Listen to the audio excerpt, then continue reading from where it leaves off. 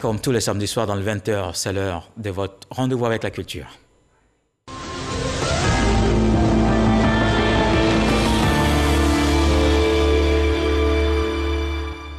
Le Burida et la mairie de Cocody signent une convention, un partenariat pour aider à collecter les droits d'auteur dans le périmètre communal. Les partenaires peaufinent la stratégie de recouvrement. Les deux parties ont eu une séance de travail, nous rapporte Issa Tionayo. La direction générale du bureau ivoirien du droit d'auteur, Burida, multiplie les actions pour renflouer ses caisses afin de permettre à ses créateurs de vivre décemment du fruit de leur travail. Elle vient de signer une convention avec la mairie de Cocody. Ce partenariat a pour objectif d'aider le Burida à engranger le maximum de fonds de droits d'auteur sur le périmètre de la commune de Cocody. Une séance de travail s'est déroulée entre les deux structures. La piraterie ou le piratage est multiforme. Quand vous organisez votre événement et que vous jouez la musique sans vous acquitter du droit d'auteur, c'est du piratage. Parce que vous avez le devoir de déclarer, d'avoir une autorisation et d'utiliser et en fait de payer. La ministre Alette Badou Nguessan Kwame a apprécié cette signature de convention avant d'encourager les autres municipalités à en faire autant.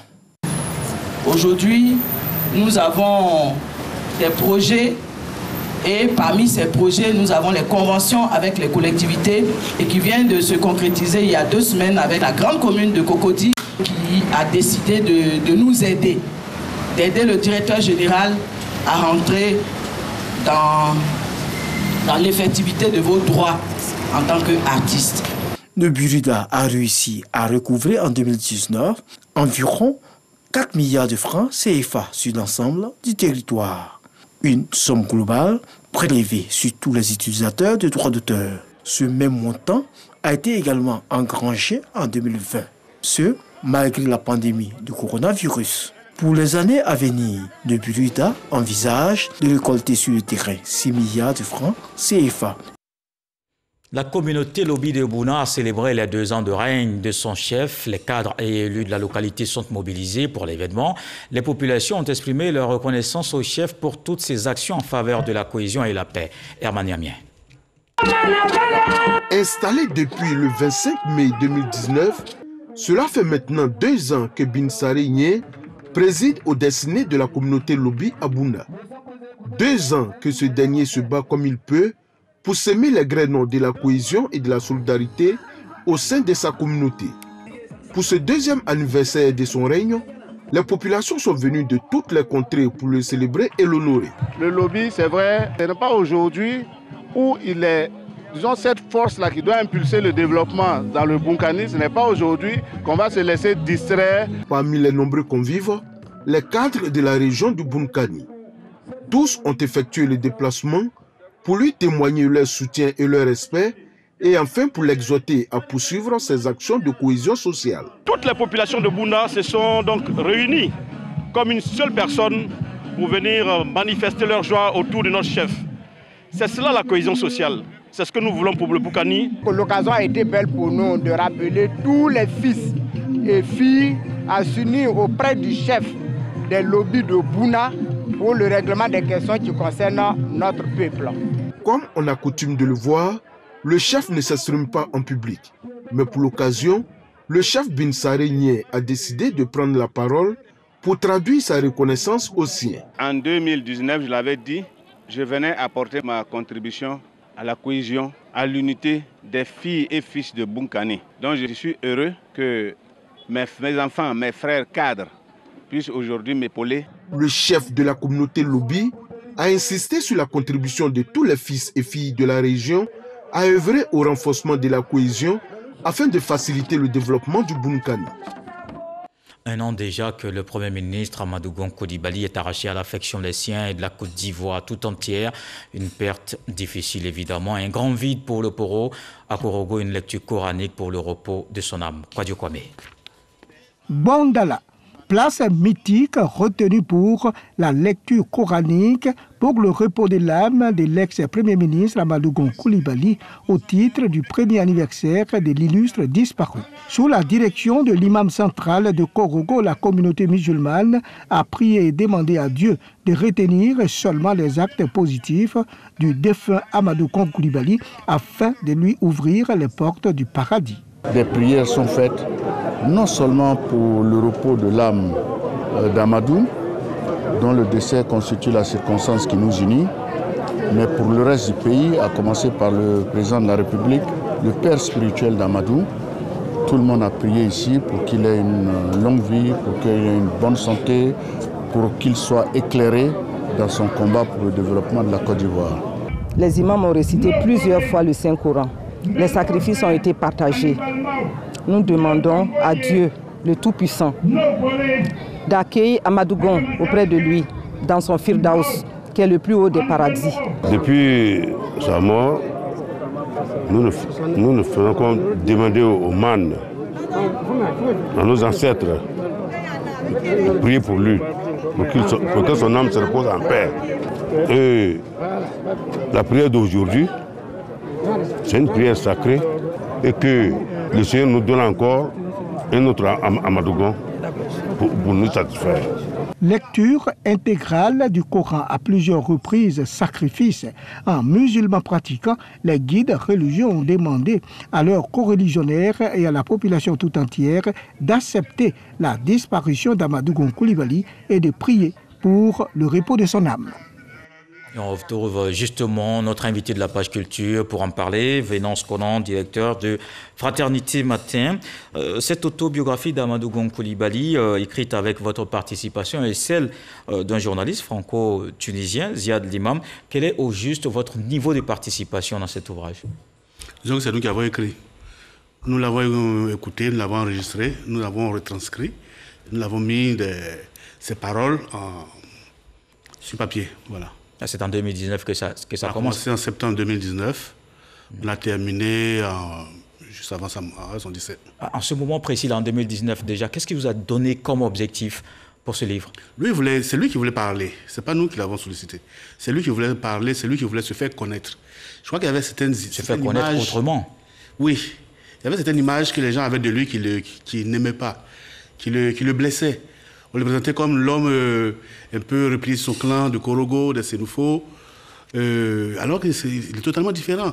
On disait qu'il n'est pas charismatique, qu'il ne parle pas, qu'il ne rit pas, alors que c'est vraiment un autre homme. Il avait vraiment envie de se faire mieux connaître.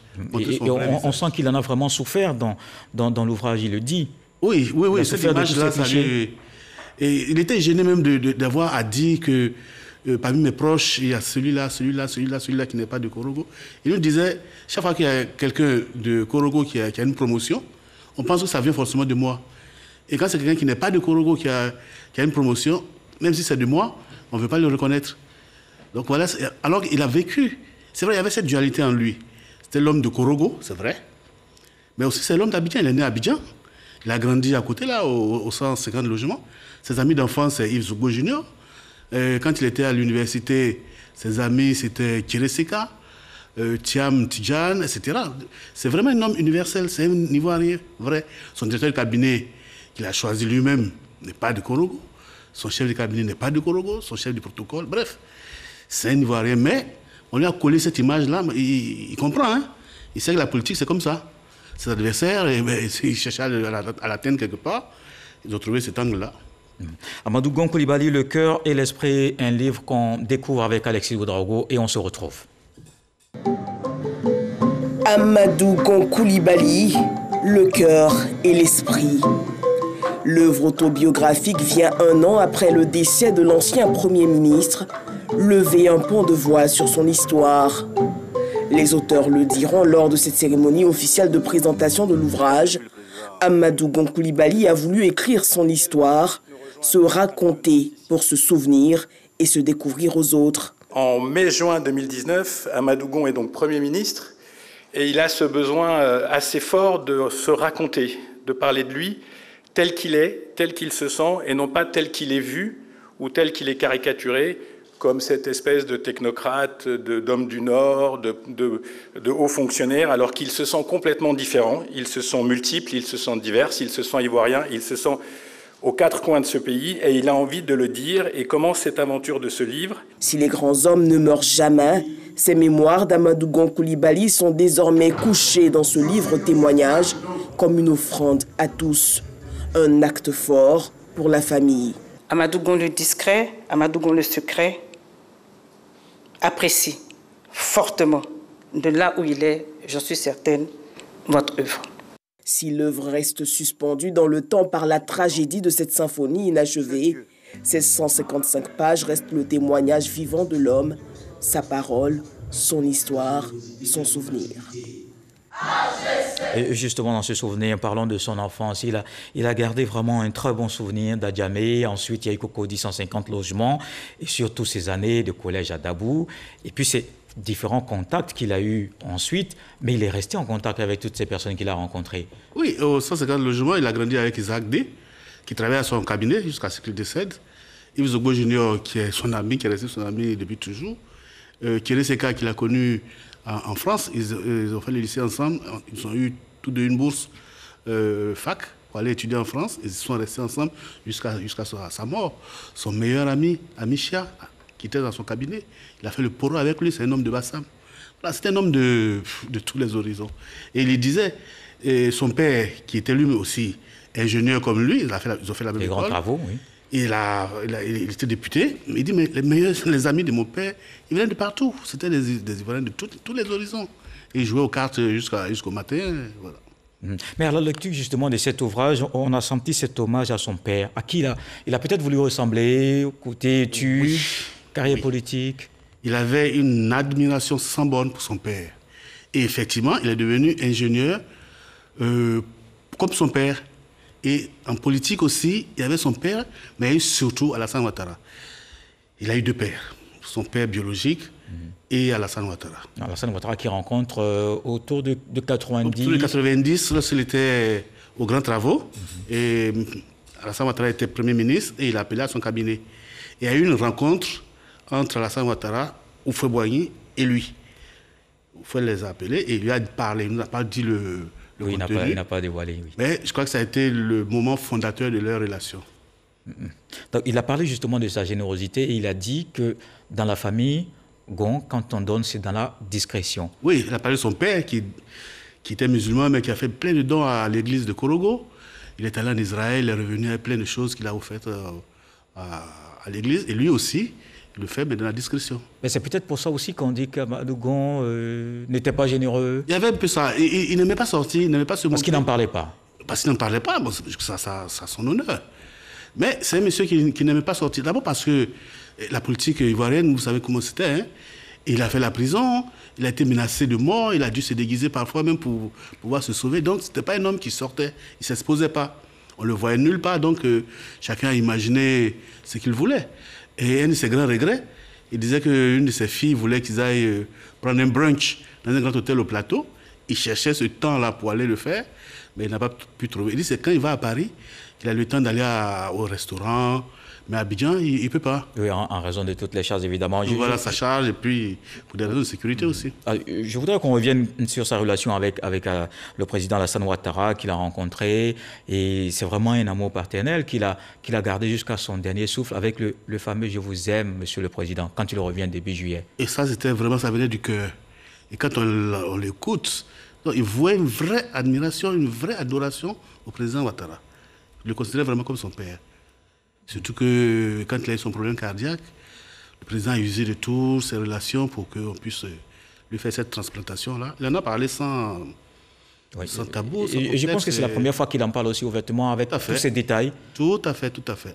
Moi, j'avais entendu parler comme tout le monde, mais je ne savais pas. Mais là, c'est lui-même qui a... On était un peu gêné même d'aborder la question, mais c'est lui-même qui en a parlé avec tous les détails. Il parle même de résurrection. Il y a de quoi. Lorsqu'on vous change le cœur, et il a dit une phrase, il dit, tant qu'ils attendaient le cœur, bon, il était là dans l'angoisse, mais le jour on lui a dit, ce soir, on va vous opérer. On a trouvé le cœur, et dès qu'on trouve le cœur, il faut aller vite. Hein. Quand le médecin lui a dit, ce soir, on vous opère, il a dit, c'est là qu'il a réalisé que ce soir, soit je meurs, ou je vis. c'est là que toute sa vie est passée dans sa tête, quoi. Et qui prend aussi la décision importante, c'est encore le président de la République, qu'il considère comme son père. C'est lorsque le président lui a dit, d'abord même, quand il a commencé à avoir des malaises, il n'osait pas le dire au président. C'est Ahmed Bakayoko qui s'est rendu compte et qui est allé en parler au président. Le président lui a dit, tu vas aller te soigner. À ce moment-là, qu'il va à Paris. Et lorsqu'on lui a dit qu'il fallait qu'on fasse la transplantation, il a fallu que le président le convainque. Le président lui a dit, oui, tu dois le faire. C'est à ce moment qu'il a accepté. Et quand il partait, il a dit à sa mère, il dit, dès lors que le président m'a dit qu'on peut faire cette opération-là, je suis tranquille. Ouais, pour lui, vraiment, le président, ça a été le père de substitution. Oui. Et surtout, il a rencontré... Quand il perd son père en 90. Décédait, exactement. Oui, en 90. Exactement. Alors, je pense aussi que quand on a fini de lire cet ouvrage, est-ce qu'on peut dire, monsieur le directeur, Venance Konan, que la mort a réhabilité Amadou Gon? Je ne pense pas qu'on puisse dire que la mort l'a réhabilité. Il n'y avait rien pour le réhabiliter. C'est vrai, il devait faire une campagne. On allait le voir. On allait voir le vrai Amadou. Amadou a harangué les foules ici, cela dit. Avant qu'il ne devienne candidat, il a été... on l'a surnommé le lion, pourquoi? Parce que c'était un homme qui savait faire bouger les foules. Mais les fonctions ont été telles que... Et puis, l'histoire de la Côte d'Ivoire ont été telles que... Bon, il était un peu réservé. C'est l'opposé d'Ahmed Bakayoko. Mais il n'y avait pas à le réhabiliter. On allait le découvrir, ses idées, ses projets pour la Côte d'Ivoire. Il en a parlé un peu dans le livre. Mais oui, on allait le découvrir plus tôt. Mais est-ce que vous pensez que si, une fois qu'on lit cet ouvrage, on change d'avis sur ce qu'on a toujours reçu? Que vous aviez sur lui. Oui, ce qu'on a toujours reçu. Si vous le preniez pour quelqu'un qui était clané, etc., oui, vous changerez d'avis parce que vous découvrirez que c'est un autre homme. Je l'ai dit, enfin, c'est pas moi qui l'ai dit. Il aime le reggae.